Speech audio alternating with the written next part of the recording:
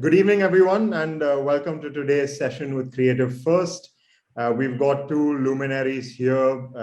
One, Mr. Jamshed Mistry from the legal fraternity, legal side of the world.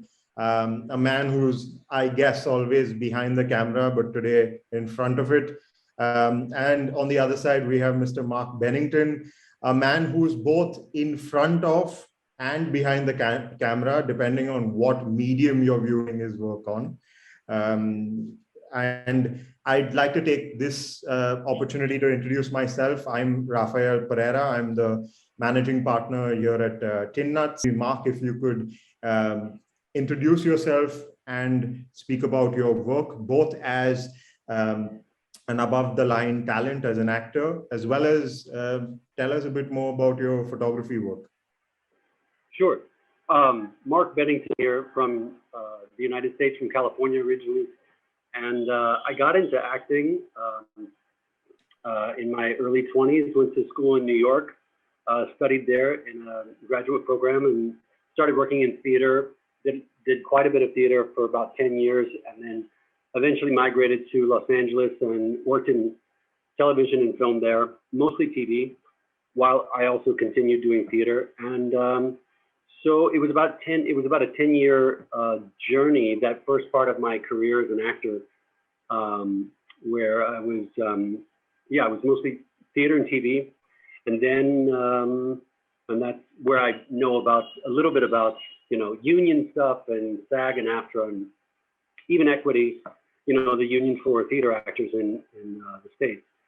And then around 2004, I sort of got a little, had sort of a change in my life and thought, well, maybe I'll try the other side of the camera, and got into photography, and that led the way for almost 15 years. And that eventually brought me to India, and that's how I met Jamshed, and doing a photography book on the acting community here in Bombay. And then that, by some crazy turn of events, led me back into acting. Now, here in Bombay, for the last 4 years, it's been full-time acting, completely back to acting. I mean, I'm still doing some photography here and there, but mostly it's been acting. And it's been a wild, life is wild and crazy and wonderful. And you never know what's around the corner. Yeah. Thank you, Mark. In your words, you can tell us a bit more about yourself, where you started and how you ended up representing talent. Oh, sure. As a South Bombay collegian, and finishing sort of school, as you call it in the US, we the word fashion and entertainment was far and few between. But it was actually a friend who was doing inter-college fashion shows that actually led me to sitting down on the music for a particular show that he was doing. And that's really how it started. And then one thing led to the other. It was very interesting. And in those days, of course, you had the entertainment duty where it was as high as 75%. And I think that somewhere put the little legal bug into me, saying that how can they charge so much? Yeah, but sort of while studying for law, I did backstage when not only for fashion, but even when Bryan Adams had come down, and it was great. It traveled with some of the great Indian classical artists like Bismillah Khan, Zakir Hussain, and people like that. So so that was always fun, and it was sort of quite interesting when I was interning with a law firm that one of the top models of those days actually came in, and I suddenly found, I said, wow, so you can do backstage, and you can also, there's an element of the law that was involved. And then that's really how, and it's been a quite an amazing journey. And then bumping into people like you and Mark. I mean, what a story! I think we can do a series on something like that. What a story indeed. So yeah, so All right. yes, it's great. Thank you. Maybe that's a good idea for another series. But now coming back to Mark. Mark, I know you mentioned earlier how you were in California. You've done a bit of stage, a bit of TV. What is the real difference when you first came into India and started out in the industry acting? I don't know if you did any acting on stage, but for film and cinema, what was your real experience? Are there real differences that you can point out, stark differences that you can point out? Yeah, I think that there are just some basic like infrastructure differences. Just in what we're sort of broaching the topic here about unions and the law and stuff like that. For instance, I mean, the first thing I found out when I came here is that there's no such thing as residuals, which is what actors in the States depend on, to make a living, and also not just residual. I mean, there's also you put in for your retirement. So, at the end, whenever you decide to retire at 65 or 62 or whatever it is, you've got a pension, a SAG pension, which you've been, contributing to throughout your career. But really, it's the residuals that actors really depend on. And I know from my experience, from my first TV show, I'm still getting residuals from those early TV shows, and they're not much anymore. They're a couple $100 a year, but it just goes to show, like, even after 25 years, you're still making money off those shows. An actor, a character actor, let's say, who is, done 70, let's say even a guest spot on a TV show, American TV shows, you've done 75 guest spots, you're doing all right, because you can make 50, 60, $70,000 a year without really having to work that much. You booked maybe 3 or 4 guest stars and maybe 2 commercials, and you make a good chunk of change, and then you just keep getting paid over and over and over again for that. I mean, I've got friends who worked on Titanic, and even stunt people. Stunt people also get residuals. People that worked on Titanic that ended up buying houses because of the residuals. So you take a shoot like that, which was a 7-month shoot, and then you get residuals on that. I mean, it can pay for your kids' education. It pays for a house. You can do all right without having to be like here. If you were to make that much money, you would be a star, right? Or you would be well-known. You would be known. But there, you can sort of go under the radar and just make a living as an actor. So that was one of the first things that I really noticed. And also, I mean, of course, there's I think shows now. I've done many. I've done a variety, right? Where I've done shows where there's no script, there's no contract. There's stuff like that, and also there's shows that are highly organized, scripts. They have call sheets every day, contracts, et cetera, et cetera.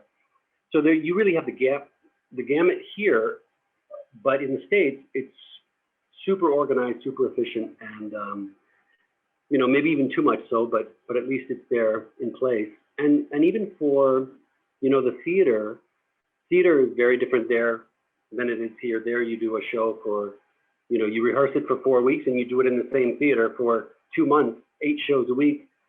8 shows, it's like 8 shows a week. Here you do 1 show in Delhi and 1 show in Calcutta and then 1 show in Pune, and you know what I mean? It's really sort of, it's a sort of just, you just sort of touching and going the whole time. So there are big differences, but when it comes down to the craft of acting, then that, of course, it's pretty universal. But it's those kind of infrastructure things that are pretty different. All right, and I wanted to ask you as well if since you're also a photographer and the photography licenses for most, let's say, advertisements or campaigns work on yearly cycles or yearly licenses which are renewed, and then of course create that recurring income every time it's renewed. Of course, depends on if it's renewed. But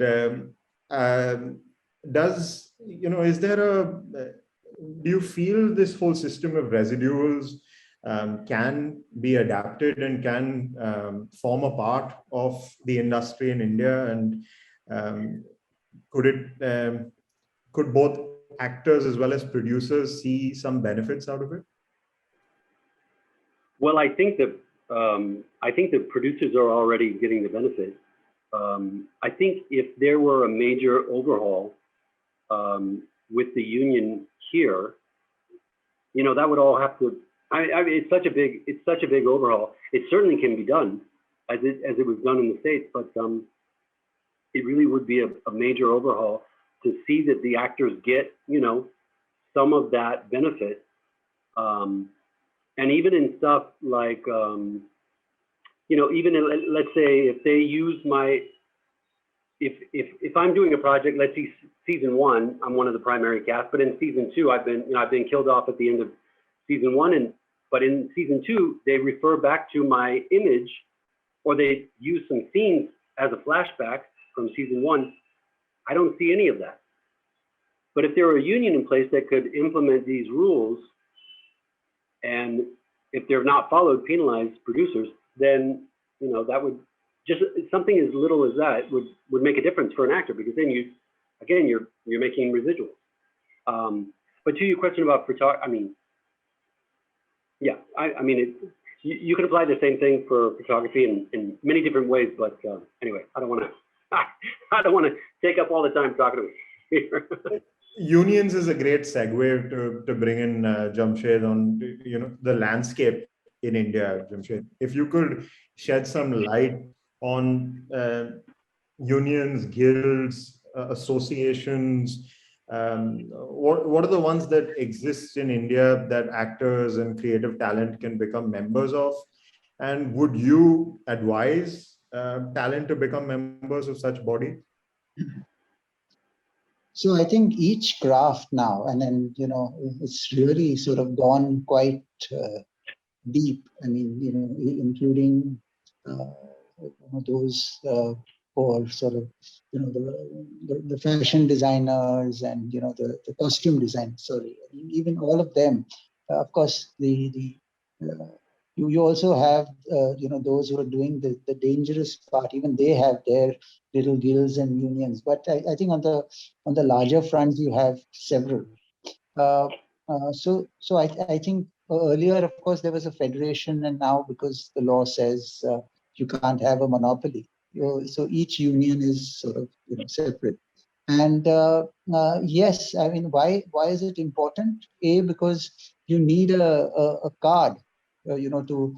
I mean, you could be asked on the floor of your shoot or the movie production that are you unionized or aren't you, and things like that. So it's a little, it's not as Mark said, it's very, very fully systematic as in the US, but I think we are sort of getting there. We're a happy mix of East and West, and but I think so. Is it necessary? Well, it's not mandatory, but it's I think it's good if you are a member, because sometimes as a union or an association, you can take up, or you rather should take up. There are larger issues which are plagued the industry, and I think that it's important that they come together, and it's sort of very important for even other aspects, and of course we don't see those kind of like in Hollywood, if someone if there is an issue and there is a sort of the pen down, then the industry stops. In India, that rarely happens, I think. So it's good. I think they need to sort of learn to coexist in a better, in a more organized manner, and of course from the legal aspect, I think a lot needs to be done, but we'll talk about that. I was just thinking, the word residuals and the way Mark spoke about residuals earlier kind of almost sounded like a pension almost for actors, and I guess that's what we lack in our ecosystem today here. And I thinking out loud, I was wondering what are you doing, Mark, to kind of make sure you have something akin to residuals in India? Well, like a passive income, I mean, there's just not, some photography stuff, I'll get already taken. If people buy images, people buy books, I can license images. Now, I don't do a whole lot of that. I've done it, and I do it a few times a year if people approach me or whatever, but there's a whole, there's a huge world of stock photography, it used to be a real viable way to make a living as a photographer, doing stock, reselling your images through stock. But now it's so massive, it's so diluted. There's so many free images available out there. It's really hard to make a living doing with anything to do with stock photography, unless you are just creating, 100 images a day and putting them on, whatever stock photo, sites there are. But no, I mean, that, I'm just, there's nothing in place for that to happen. I mean, get a little bit from SAG and AFTRA and whatever, but there's nothing that I could actually, say, oh, I'm making half my living doing, from this part of my income. Yeah, there's nothing like that in place. And if you could go back a step and just get really into the depth of residuals, because I'm still trying to wrap my head around where residuals come from, and I'm sure the audiences as well. So if you could go to the depth of it, and maybe step one of why residuals exist and where do they come from, how do they get paid, and things like that, because maybe we'll be able to pick it up from this conversation. Yeah, I'll be very honest. I don't know the hyper details of it, or and I haven't. It's been a long time since I acted in the States. But what I can say is, you join the union, and joining the union is not an easy task. So basically, in order to get a TV or film job in the United States, you have to be union in order to get the job, right? But it's a catch-22. You have to be union to get the job, but you can't get into the union without getting a job. So they have these vouchers. Like, you can get 3 union vouchers if you do extra work, and then you can join. I forget how, or you can get Taft-Hartley, which is what I did, which is a basically you get offered. Let's say I forget what show I did. Not Star Trek, whatever. It could have been Star Trek. I got offered the job, and then so the producer will say, we vouch for Mark and he can join the union now because he's the only guy we want for the job. So then I go to the union, and at the time it was like $1,200. I don't know what it is now, but it's a good chunk of money. Now I think it's maybe it's $3,000, $3,500 to join the union. So it's a big chunk of change right up front. But once you pay that, then you're entitled to all of these things. Like, they will look out for let's say you're harassed on the set, or let's say you don't get, they're even union reps. There are union reps on every single job. So let's say you don't get a break after 4 hours, which is a union rule that the producers have agreed to. The union rep will go to the producing rep and say, Mark needs a break. It's been 4 hours. He needs a 15-minute break. Whether I do or don't, that's the kind of thing where you're like, all right, guys, that's a bit much. That's not necessary. But it's stuff like these little things that are in place. And for how long they've been in place, I don't know. And how they got in that place, I don't know. But same with residuals. I don't know how it actually started, but it just is financial scheme that they have set up where you get your, you get paid for the gig. Let's say you do a guest star, it's a 5-day gig. You get paid that amount. Let's say it's $10,000 bucks. Then when the show airs, you get that same amount again, 10,000. Then when it airs again, used to be on cable, then it would just go down from there. You get 8,000, 7,000, 5,000, whatever. Until 20 years later, you get a few $100 bucks. And this comes from whom, Mark? Does it come from the union? Does it come from the station? It comes from the union monitoring the producers and who the producers have sold the show to, or when it's aired. So if they, so I don't know how they do it. The union has their tentacles everywhere, and they will see that, oh, CBS picked this up again, and they will show that, oh, CBS did it. They aired it again, or they sold it to HBO, or they sold it to some German company. I remember I did some show where suddenly I got paid a couple $1,000 bucks, and I was like, I don't even know where it came from. Well, they had sold it to some German cable company. So stuff like that, where I don't know how, but the union has their tentacles everywhere, and they can see. They just monitor wherever the show is played, when it's played, how it's played, where it's played, and they will charge accordingly and see that the actor gets, their due amount. So maybe I can add a little bit here. So just to explain, see, residues are usually union negotiated payments or checks that are received either by writers, actors, or directors from a studio or a producer, or now from the internet streaming platforms. And usually, I mean, they get these checks. I mean, correct me, Mark. At least that's the stipulations between 1 and 4 months, or several times a year, depending on the arrangement that you have. Of course, in Hollywood, you have the SAG-AFTRA, then you have your Directors Guild and the Screenwriters, the Writers Guild of America. So they collect and administer the payments, to the members. Rafael, in your view and in your experience, I mean, are there measures that talent can take so that they can have, some sort of social security, especially in India?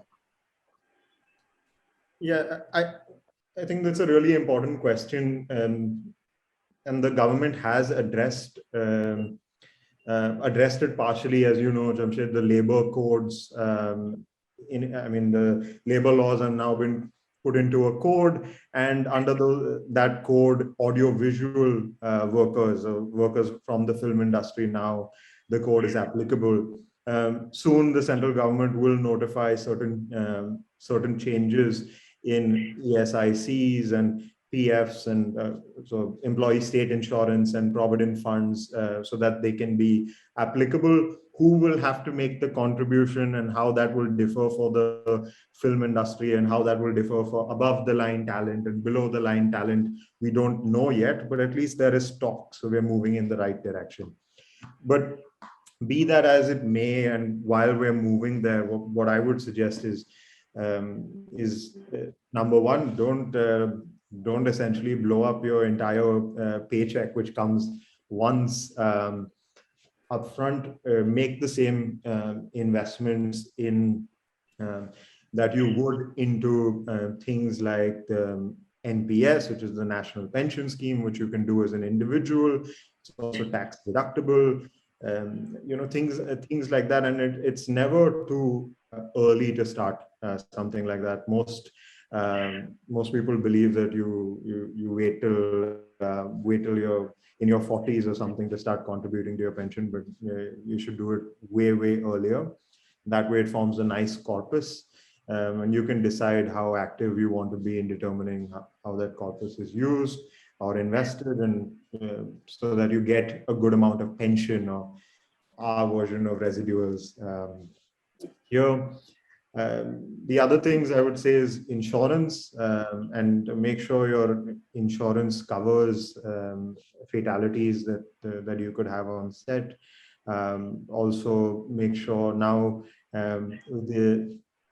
with the responsibility that you have on set to be present on certain shoot dates and things like that, make sure if for any reason you're incapacitated and you can't make those shoots, and you need to pay back, or you need to reimburse, you need to pay out of your pocket to the producer for not being able to be on set for those days. You have a policy that covers that kind of artist incapacity. So these are just two kind of suggestions that I would have, and hopefully in the next 2 years or so we have blanket protection, and these things will become part of our contracts, and these things will become part of our industry and won't be left to the voluntary decisions of artists and talent.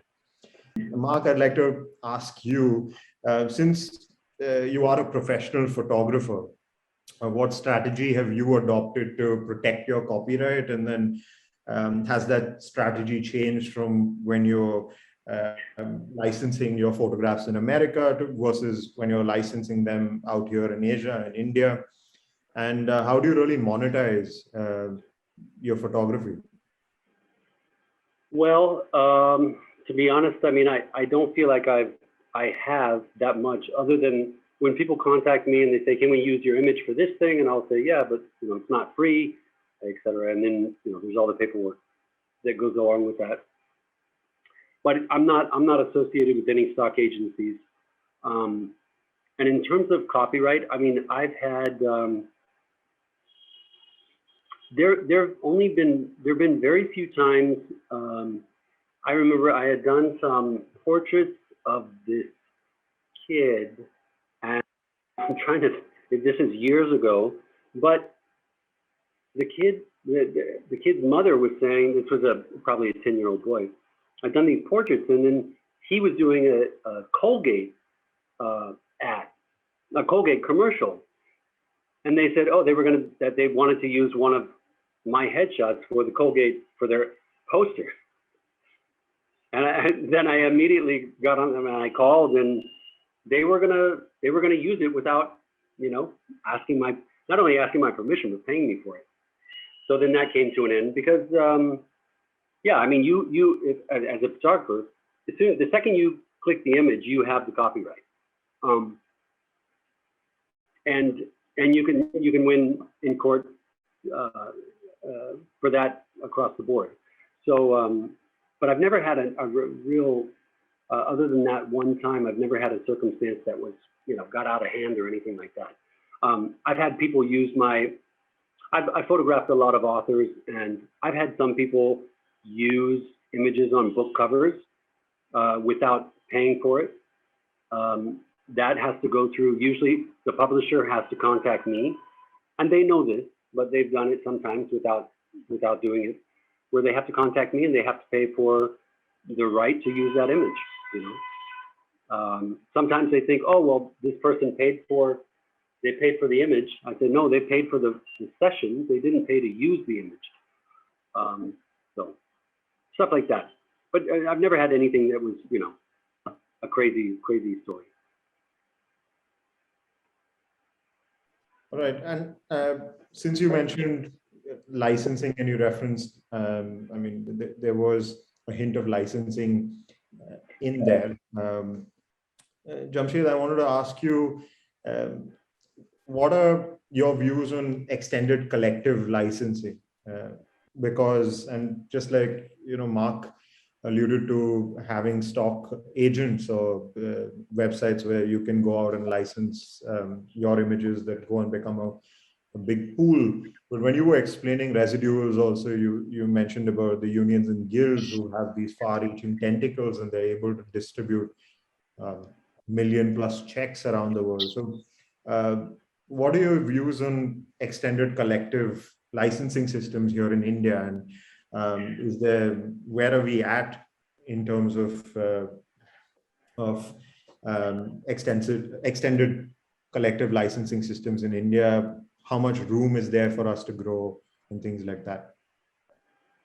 So of course, as you know, the collective management organization, as it is called, or we call them copyright society in India, is basically where the copyright holders they appoint certain persons or a society or a legal body, essentially to manage their rights, then licensing of their rights, the collection of royalties, and then of course the enforcing of their rights. The objective essentially of such licensing is to ensure that the content availability at a fair price, and to see that the rights holders are not shortchanged. So that's really the balance. That's what they're kind of supposed to look at. In as far as our Copyrights Act is concerned here, Section 33 actually permits the formation of such copyright society.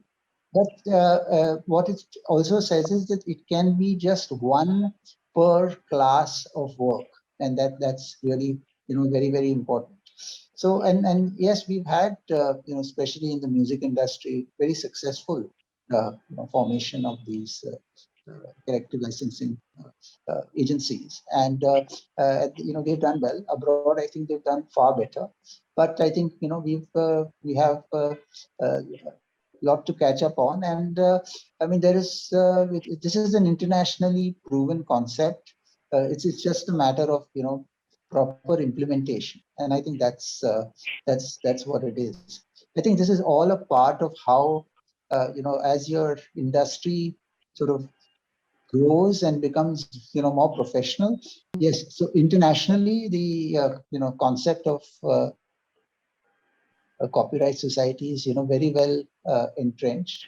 In India, as the agents, I mean, as we are growing and as we are becoming more professional, we will see copyright societies or the or licensing agencies, conditional or otherwise, to actually bring method and ensure that as they say that there should be a balance between the provider of content, the availability of content, and the fact that the copyright holder gets a fair price. I think it's that balance is the key, and that's how these agencies have been set up all around the world. All right. And what's the real difference, Jamshed, if you could also explain to us what's the difference between a union and a copyright society? Is there a difference? Sure. A union is generally a trade union which is registered under the Trade Unions Act, and it consists of its members, and has it has collective bargaining as its main part. I mean, you can be a trade union in any industry or any space. So quite a few unions or talent associations are unions ultimately, because that's a legal entity. While a copyright society is the formation of a society under a specific act, in this case a Copyrights Act, where the members of that, or the copyright holders, actually appoint. It's like a little power of attorney that is given to a particular body to actually engage and collect these royalties and other residuals, and also to enforce the rights and of these members. So that's really so there is a lot of sort of similarity, but there are subtle differences. I'm wondering, how can talent diversify and sort of benefit from a copyright ecosystem? Yeah. So to answer that question, Mark, if the nature of intellectual property is such that It starts out as the intangible figment of our imagination in the mind as intellectual capital. And it's only when we kind of express that does it become intellectual property. And now I'll answer the benefits of the copyright ecosystem first, and hopefully that will then sum up the diversification. But the benefit, I mean, in India, with the Copyright Act, as opposed to certain other countries in the world, is just like you said earlier, the moment the author creates the work, they hold the copyright and the copyright vests in them. Now, if you look at what authors and those who are privileged to be multifaceted or multi-talented creators like yourself, you very often use the right of adaptation, that is taking an expression from one medium and going ahead and converting it into another medium, which may improve the prospects for monetization of your work. And I think we've seen that with musical artists going out and creating visual albums. We've seen Donald Glover being an actor. We've seen him succeed as Childish Gambino and then putting out an album. But then shortly after that, you have things like Guava Island, which is a visual album that comes out as a concept. So it all starts with one thought, right? And then you further expand on that thought. And I believe the copyright ecosystem, if you protect your copyright in the right way, you go ahead and you register it, make it known to the world, you're able to maximize on those adaptations, on those translations, on the usage of your work. In certain cases, derivatives do so much better than the original themselves. We've seen so many cases of that. And with the way we have access to, with the new technological age, the access to media that we have today, and the access that fans have to you as a creator as well, we've gone from read write or read only to read write, and in doing that has allowed creators to diversify into other mediums which wouldn't be their medium of preference, or maybe it didn't start out as their medium of preference. And you can also see that with a platform like Instagram, right? It started out as a photo platform, and now we're going into Instagram Reels, and all of those creators have had to adapt, and everyone's suddenly doing dancing TikToks and things like that. So I really think that's how talent can really diversify and benefit from this whole ecosystem. But it all starts out with one thought and one creative thought and intellectual capital in your brain. So that would be my answer to that. I would now like to come back to maybe the creative side and ask you, Mark, and maybe some closing remarks from both of you before we end the session. I'd like to ask you firstly, Mark, if, just as you started, if you could advise actors today and some of the viewers, do actors need to undergo professional training in both ecosystems, be it Hollywood or Bollywood? And if you could also sum it up with a message to all our viewers and the budding actors watching. I mean, acting school never hurts. I would, after years of working, I feel like, I've seen actors that didn't go to acting school that are amazing. For film and TV, I think it's less necessary. I think it's more about just being just as authentic as you can be.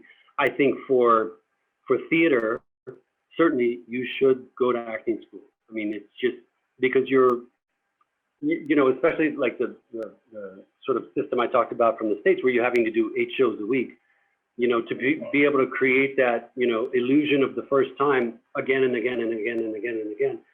I mean, you also have to do that sometimes for film shoots if you're doing, 40 takes, even 20 takes, 10 takes. But I think it's more important for theater And I would say, you know, in terms of a career in acting for people who are aspiring actors, I mean, I really believe that it's important to have other things in your life that you really care about deeply, so that you're not putting all your eggs in one basket.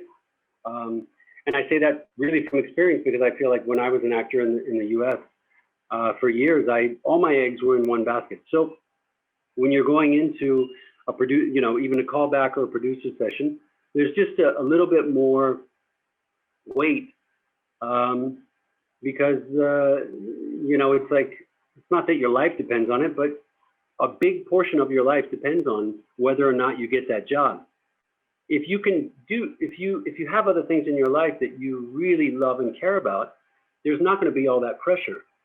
And booking a job is all about relaxation and taking the pressure off. You know, the producers want to feel relaxed and confident, just like the actor should feel relaxed and confident. And having other things that you can focus on will give you that relaxation, that sort of peace and peace of mind. You can just walk in and say, this is what I have to bring to the table. If you're interested, great. If you're not, then it's not meant to be. Wonderful. And now, Jamshed, if you could, again, a message to the budding actors.